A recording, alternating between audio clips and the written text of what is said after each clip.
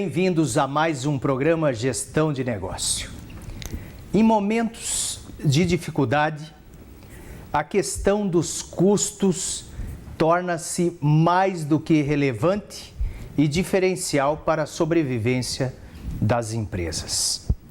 Hoje temos a satisfação de receber em nosso estúdio um grande empresário do ramo contábil há mais de 25 anos, atuando com sua empresa, atendendo as empresas aqui da região noroeste do Paraná, um grande professor do curso de Ciências Contábeis da Universidade Paranaense, mestre justamente na área de custo, o contador e formado também em Direito, Gervaldo Rodrigues Campos.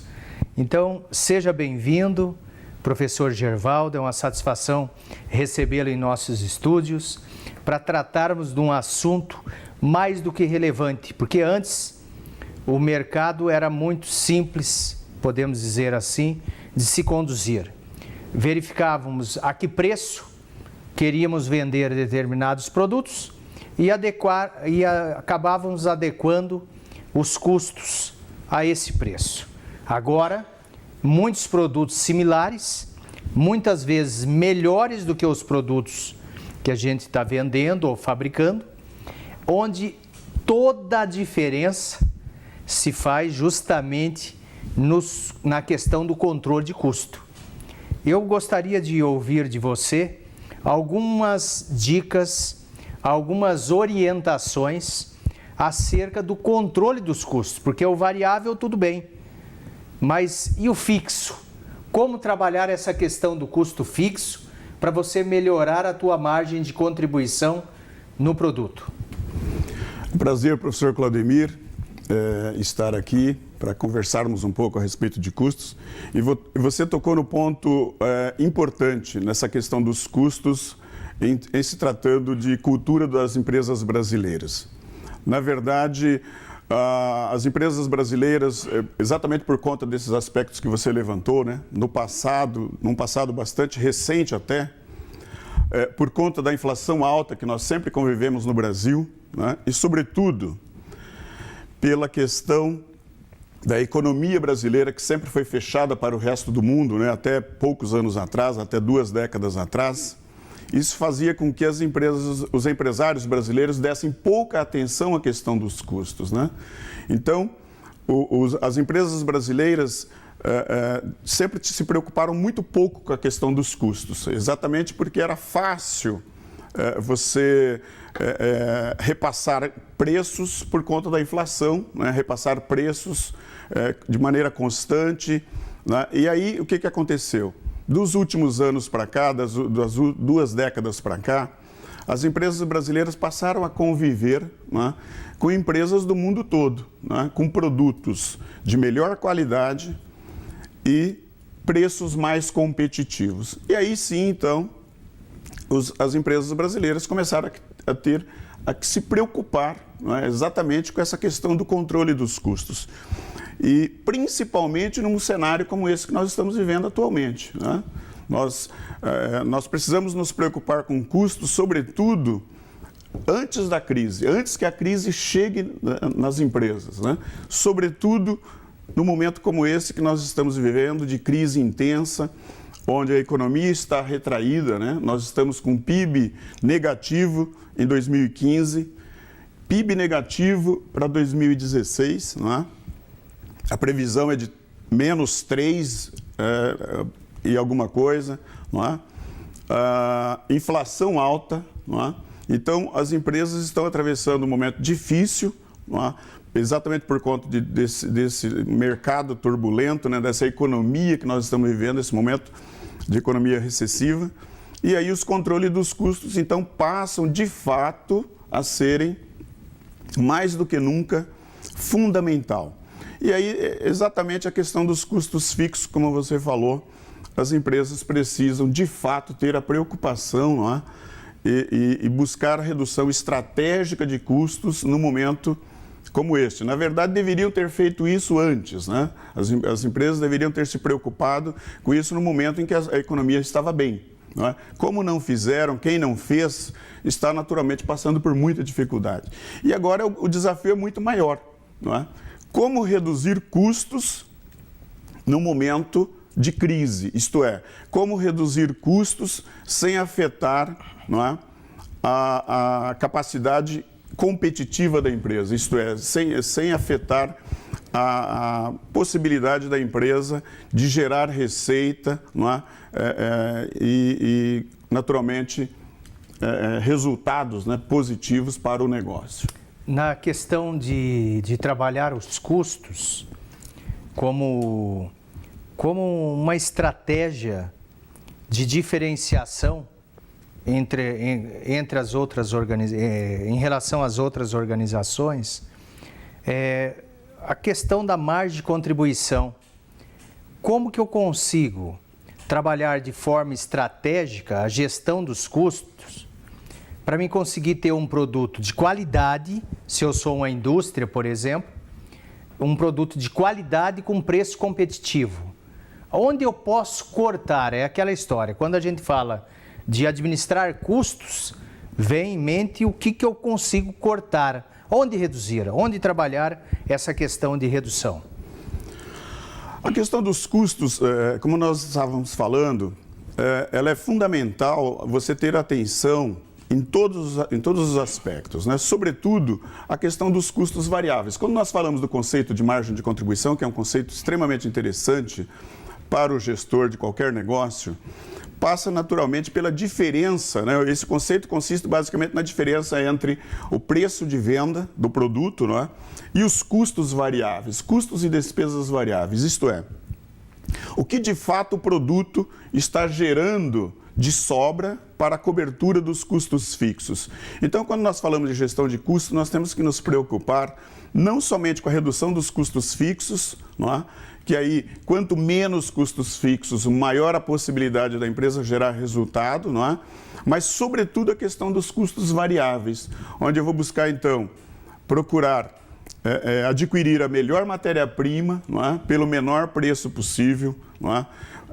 Enfim, todos os insumos relacionados aos custos variáveis, não é? Buscar a melhor opção tributária, não é? Melhor opção tributária para a empresa, para aquele negócio, enfim. A margem de contribuição vai ser exatamente o que de fato o produto me sobra dessa diferença entre o preço que eu consigo obter no mercado, não é? E os custos variáveis. Custos esses que eu preciso ter uma atenção especial, porque quanto mais eu consigo aumentar a minha margem, quanto maior a minha margem de contribuição, não é? Melhor, mais fácil eu vou atingir o meu ponto de equilíbrio, não é? Isto é, eu vou precisar vender menos quantidade e para obter no mínimo o meu ponto de equilíbrio, isto é, o resultado pelo menos de cobertura dos meus gastos fixos, né? Além da grande importância de implantação de um sistema de custeio, a escolha do método adequado, de acordo com o porte, é muito relevante. O que você pode nos esclarecer a respeito dos métodos de custeio? De acordo com o porte, de acordo com o ramo, o sistema mais adequado, o método de custeio mais adequado, Gervaldo? Professor Claudemiro, na verdade, os sistemas de custeio, eles passam muito, na verdade, claro, pelo porte da empresa, mas também, principalmente, pelas pessoas responsáveis pela área de custos, né? Na verdade, nós temos, como você comentou no bloco anterior, os chamados métodos tradicionais de custos, né? Que é o método do custeio por absorção, que na verdade é um método que praticamente toda empresa no Brasil utiliza, né? Independente do porte, desde a pequena indústria, não é?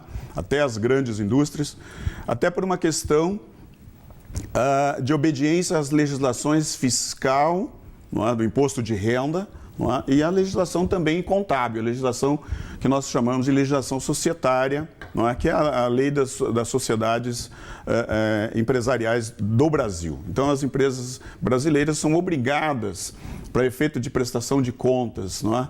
Junto à sociedade e também ao fisco brasileiro, são obrigadas a adotar o custeio por absorção. E, na verdade, esse método surgiu já há muitos anos, é um método universalmente aceito, né? Então não é só o Brasil que utiliza, o mundo inteiro utiliza, não é? E é um método que surgiu lá no século XVIII, na Revolução Industrial, que teve como propósito inicial ser um método apenas para avaliar os estoques nas indústrias, né? E exatamente por força desse princípio inicial dele, dessa causa inicial do seu surgimento, é que até hoje, né, principalmente no Brasil, ele é utilizado exatamente por atender às legislações societária e fiscal. É um método interessante, porém, ele só tem essa vantagem, né? Se formos analisar a fundo, ele só tem esse benefício, digamos assim. Por que só tem esse benefício? Exatamente porque ele, como foi um método que nasceu para avaliar os estoques das indústrias como propósito inicial, então ele é um método que trata os custos fixos como custo do produto. Então, é o método onde se aplica o famoso rateio dos custos fixos, não é? Então, por esse método, os custos fixos também passam a compor os custos do produto, não é? E, naturalmente, vão compor os estoques, não é? E aí, então, é o grande gargalo dessa metodologia de custos, né? Porque sempre que se fala em rateio, a grande dificuldade é encontrarmos a melhor forma de rateio, o melhor critério de rateio, né? Então, você vai ter lá X custos fixos, uma empresa lá que tem lá 50 mil reais de custos fixos, como alocar isso a cada tipo de produto e a cada unidade de produto, não é? Então, dependendo do critério que nós escolhermos, não é? E dependendo do volume que a empresa operar, você vai chegar a um determinado número. Então, gerencialmente, essa metodologia não é interessante, não é? Ela deixa muito a desejar como instrumento de apoio ao processo de gestão. Aí, exatamente por conta disso é que surgiu outro método, que é o do custeio direto ou variável, não é? Esse método, ele abandona os custos fixos na formação do custo do produto, não é? Ou seja, é justamente nesse método, na estrutura fundamental do custeio direto, é que nós utilizamos, né, o conceito que nós comentávamos há instantes, que é o conceito da margem de contribuição, que é exatamente a diferença entre os custos e despesas variáveis para o preço que o produto traz para dentro da empresa, isto é, o preço que o mercado paga pelo produto. Então, o método do custeio variável, ele nasceu exatamente para suprir esse gargalo do custeio por absorção, não é? Ou seja, gerencialmente, como instrumento de apoio ao gestor, ele é muito mais útil. Por quê? A informação margem de contribuição é uma informação confiável, é uma informação que eu não tenho dúvida daquele número, né? Então, se o mercado me paga R$50 por uma unidade qualquer, de um produto qualquer, e os custos e despesas variáveis são de, por exemplo, R$30, eu não tenho dúvida de que esse produto está me gerando R$20 de margem de contribuição. Então, essa informação, ela pode ser instrumento de apoio ao processo de decisão, isto é, o gestor pode adotar essa informação na sua tomada de decisão com toda a confiabilidade, com toda a certeza possível. Diferentemente lá no custeio por absorção, onde ele vai trabalhar com o conceito de lucro e dependendo da forma, do critério que ele adotou para ratear os custos fixos, ele vai ter um número, não é? E esse número, naturalmente, então ele vai variar dependendo do volume que a fábrica operou, que a empresa operou, né, na sua capacidade instalada, não é?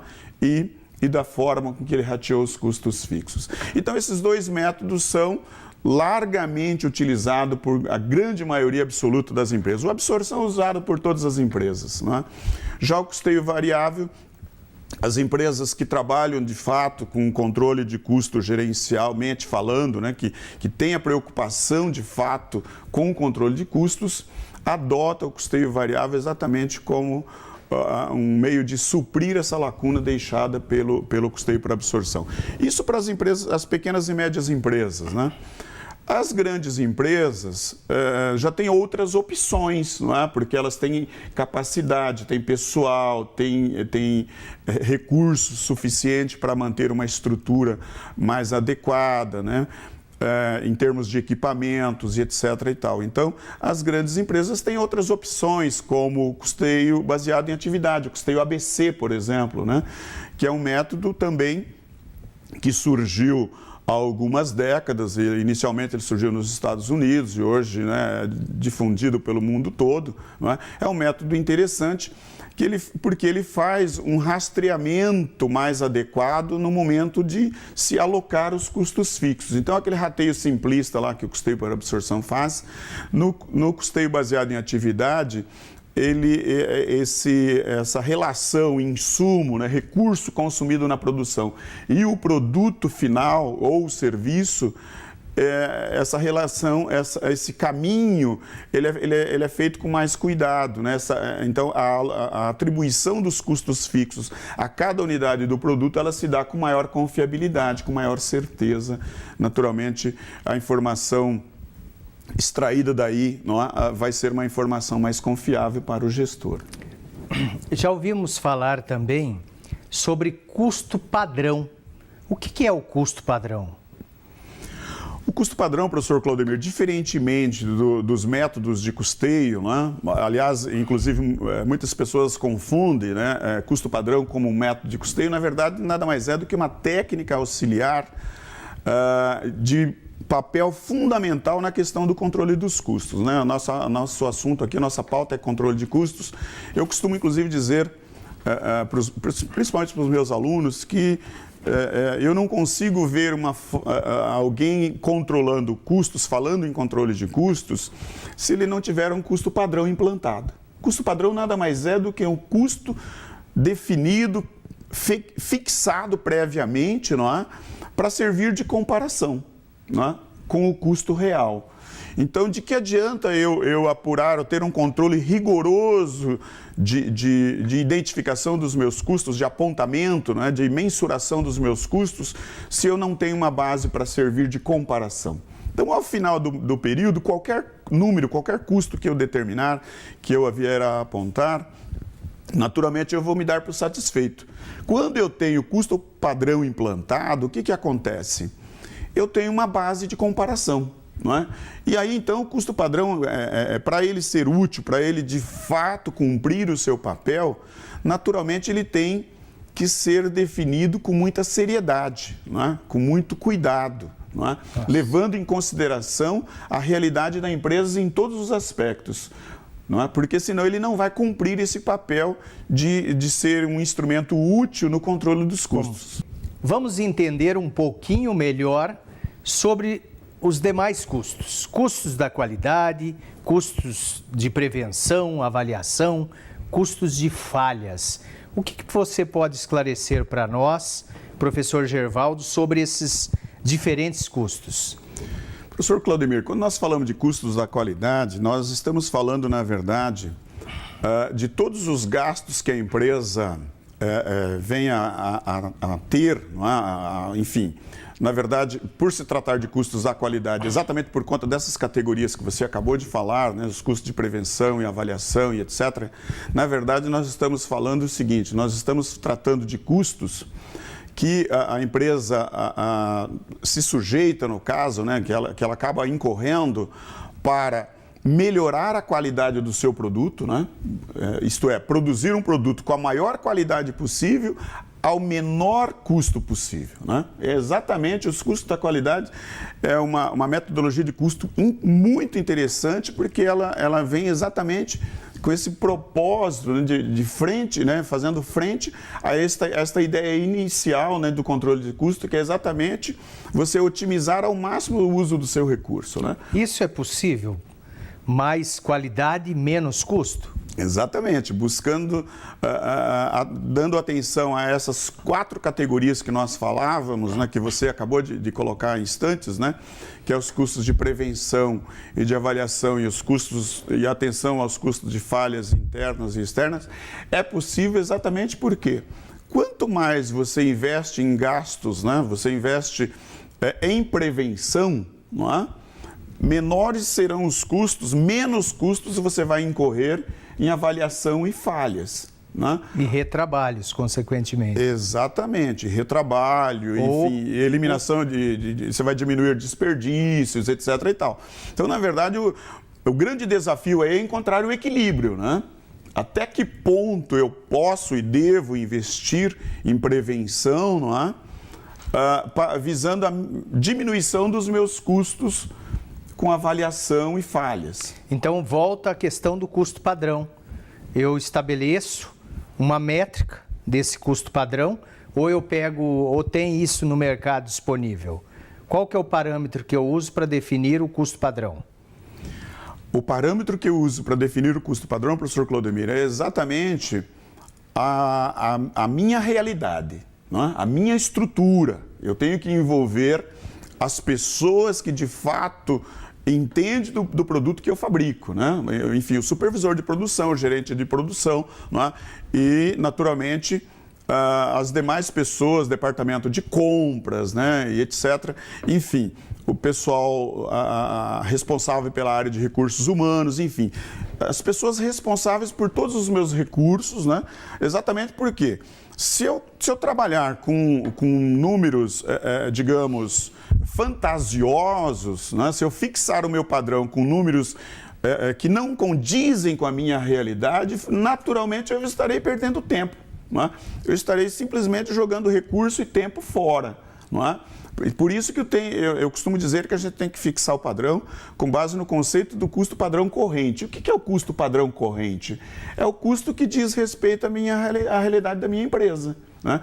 Aquele número que leva em consideração a minha realidade, leva em consideração a matéria-prima que eu consigo comprar. Não é? Então, se eu tenho uma matéria-prima de boa procedência, né? De boa qualidade, e naturalmente eu vou buscar, não é? Esse número, não é, para dentro e vou naturalmente considerá-lo no momento da minha fixação. A minha mão de obra, eu vou considerar a qualidade da minha mão de obra, a qualidade dos meus equipamentos, né? Enfim, então a base para a fixação do meu padrão é a minha realidade, a estrutura da minha fábrica, da minha empresa. Né? Uhum. E quais as medidas a serem adotadas para a redução dos custos? As medidas são as mais variadas, né, professor Claudemir? Na verdade, se a empresa tem um sistema de custo oficializado, né, naturalmente ela vai definir diversas metas e responsabilidades, né, para as pessoas envolvidas. Por isso a questão do custo padrão ser bastante interessante, você defini-lo com base no padrão corrente, exatamente porque você chama todas as pessoas envolvidas no processo à responsabilidade. Não é? Então você vai poder cobrar responsabilidade depois. Então, por que o custo era de R$50 e nós incorremos num custo de R$55? Isto é, porque custou 10% acima do que era previsto. Né? Então, naturalmente, você vai cobrar responsabilidade. Não é? Então, quando você tem um custo, um sistema de custo oficial na empresa, um sistema de custo claramente identificado, né, oficializado, as metas e responsabilidades já estão definidas. Quando não se tem isso, você pode criar,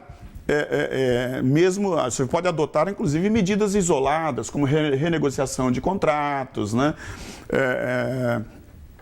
Análise da sua opção tributária, né? Sugestões de funcionários, né? Redução de desperdício e etc. Quer dizer, são várias as medidas, né? Redução de custos financeiros. São muitas as medidas que mesmo sendo medidas isoladas, você pode naturalmente ter sucesso, não é? Na finalidade, né? na proposta de redução estratégica de custos. Nesses tempos de dificuldade, de queda nas vendas, em consequência da queda da geração de emprego e renda, os empresários, de uma forma geral, que são atendidos pelo escritório que você trabalha, que você atende nas diversas assessorias que você presta, eles têm dado mais importância, você tem percebido isso ao longo das décadas, porque você já atua nessa área há mais de 25 anos. Você vem percebendo a mudança da forma de se lidar com os custos e a maior preocupação por parte dos empresários? Com certeza. A atenção que os empresários passaram a dar aos custos nos últimos anos tem sido, assim, fantástica. Na verdade, hoje todo e qualquer empresário está preocupado com essa questão dos custos. Claro que o ideal seria que isso já fizesse parte da cultura dos empresários brasileiros, né? Infelizmente, como nós dissemos no bloco anterior, né, não é o momento de se preocupar com custos, né? Claro que nunca é tarde, mas não é o momento adequado, né? Deveria se ter se preocupado com custos de maneira espontânea, isto é, no momento em que não se tinha crise, né? A gente, na verdade, o ideal seria as empresas se preocuparem com custos antes que a crise tivesse chegado. Se preocupar com custos de maneira obrigatória, de maneira compulsória, quando a crise já se instalou, você vai enfrentar barreiras de toda ordem, né? Então, primeiro que o empresário está com a cabeça quente por conta da queda de venda, inadimplência subindo, enfim, pressão de toda ordem, né? Tendo que cortar funcionários, que muitas vezes não é o desejo do empresário, né? Enfim, ele começa então a fazer corte de custos e não redução estratégica de custos. São coisas muito diferentes, né? Então, não é o momento ideal, mas nunca é tarde, né? Acaba cortando o café dos funcionários, que afeta diretamente a produtividade até em certo ponto. É a história de você tomar determinadas decisões sob pressão.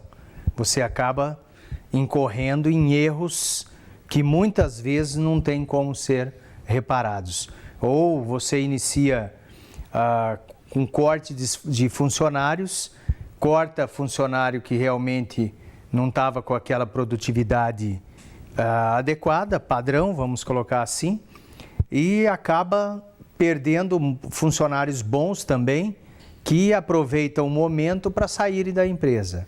Mas de toda a nossa conversa, um fato é mais do que claro: os custos precisam ser administrados o tempo inteiro, constantemente. E, de uma forma geral, se o empresário tem dificuldade, é melhor ele fazer o quê? Contratar uma consultoria. Hoje, os escritórios contábeis, por exemplo, dão assistência, dão assessoria para essa área de custos, Gervaldo? Na verdade, professor Claudemiro, os escritórios de contabilidade, na verdade, eles já são extremamente sobrecarregados, sobretudo com a questão contábil, obrigatória e, sobretudo, a parte fiscal, a contabilidade fiscal, né, que, na verdade, o fisco brasileiro nos exige demais, né? Mas nós, naturalmente, sempre procuramos atender os nossos clientes, né, na medida do possível, né? Principalmente quando somos solicitados, né? Não resta dúvida, né? E nas conversas de maneira informal estamos sempre nos colocando à disposição, né? Enfim, orientando, né? Em termos de precificação, em termos de cálculo e etc, né? Enfim, é o papel. O contador está exatamente com essa proposta, né? À disposição para esse tipo de necessidade do empresário, né? Então, o caminho é realmente qualificar a equipe, preparar a equipe para estudar e se aprofundar nessa área de custos.